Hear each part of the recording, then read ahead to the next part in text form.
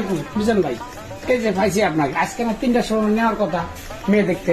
আচ্ছা রহিম ভাই, তুমি তো আমরা ছিলে না, পাত্র রেডি, এখন মেয়ে দেখতে নিয়ে যাব। তুমি আফসোস করবা খালি। তুমি যেরকম তোমার পাত্র সেরকম উড়া ঘুরা ঘুরা এগুলো করতে আনো তুমি এগুলা। আমার কাগজপাতি একদম রেডি, এগুলো কাগজপাতি কথা বলবে, দেখছো, তার কাগজপত্র কর করা, কথা বলবে। হ্যাঁ, তার কাগজপত্র কর করা, আর তুমি ওর কাছে কাগজে নাই। দেখছেন মামা কেমন পাত্র নিয়ে আইছে, কেমন মানুষ হ্যার পিছু পিছু করে, সব বুড়া দুরা, জুয়ান একটা পাইবেন না এর কাছে। বাইক না, হ্যাঁ অবস্থা তো আমার সেই অনেক খারাপ। 100-তে 100 হ্যাঁ। একদম যায় না, হ্যাঁ। আমাদের তো খারাপ অবস্থা।